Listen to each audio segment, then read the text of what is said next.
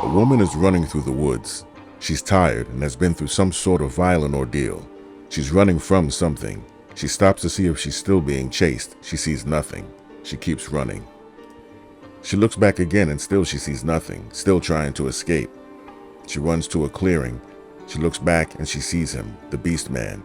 She knows she doesn't have a chance, but she keeps running. As she checks for the last time, he catches her. He wraps his hand around her face and crushes her skull. At a remote cabin, a man named Clyde is thoroughly enjoying a disturbing video of a woman and the beast man called Crusher. Crusher returns with the woman he just disposed of. Clyde asks if she had escaped, then tells him to take her around back. While Clyde is cooking some suspicious meat for breakfast, 4 strangers drive into town and stop for gas. The town sheriff shows up making conversation, but Brian is paranoid and doesn't like it.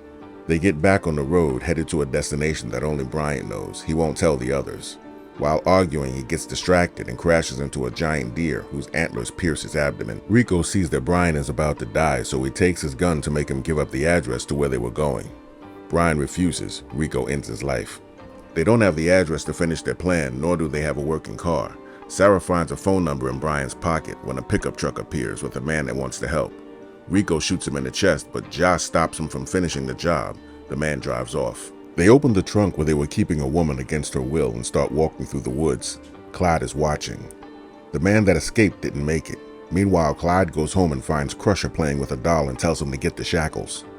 Rico tells Sarah they're going to find another road and another car and finish the job. Crusher is close behind.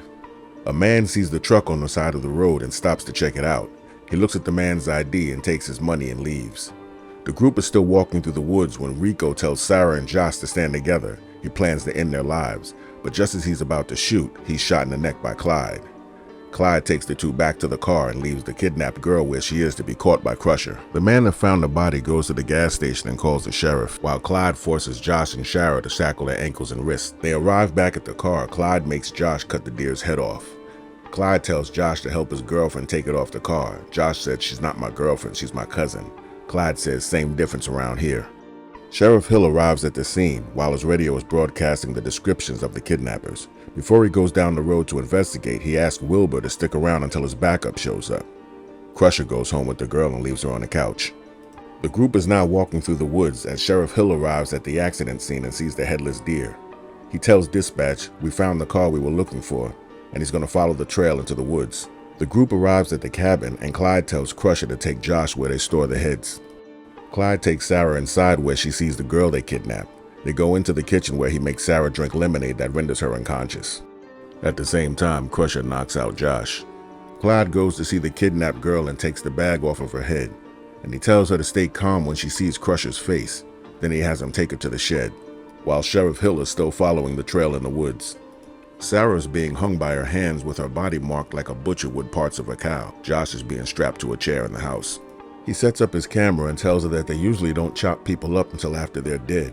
But since she's a particular kind of bitch, he's going to do it while she's alive. She wants to know why he's doing this, and he says that's what everybody asks. He says there's not always a reason. Sometimes evil just is. And he begins. The kidnapped girl hears the screams and tries to escape. Josh wakes up in the chair and sees Clyde setting up the camera next to him. He tells him not to worry about his cousin, and he calls out to her. He tells her she's all but dead, but I wouldn't pity her though, because compared to what you've got coming, she's getting off easy. The kidnapped girl is almost free, and Crusher is securing Josh a little bit tighter because Clyde wants to cut off his manhood first. She's able to free herself from the rope and remove the shackle from her ankle.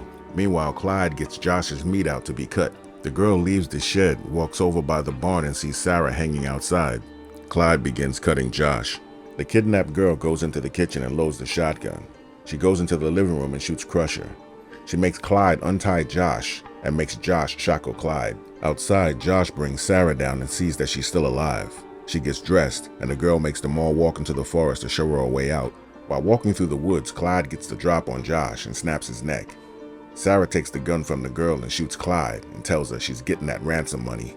Suddenly, she's shot by Sheriff Hill. She just wants to go home, but the sheriff makes her take him back to the cabin to find Crusher, but he's gone. The sheriff handcuffs her to a chair while he goes and looks for him. Crusher finds the sheriff and smashes his head. Crusher sees her and says, "You're mine," but first he has to chop up the sheriff. She uses the blood on the floor as a lubricant to slip out of the cuffs. She grabs a knife, and as she's about to leave, Clyde appears with a shotgun. He shoots and misses. She chops him with the blade. He screams for Crusher. Crusher comes in and gets shot. He runs into the woods after her. She makes it to the road where the police are, and Crusher gives up the chase.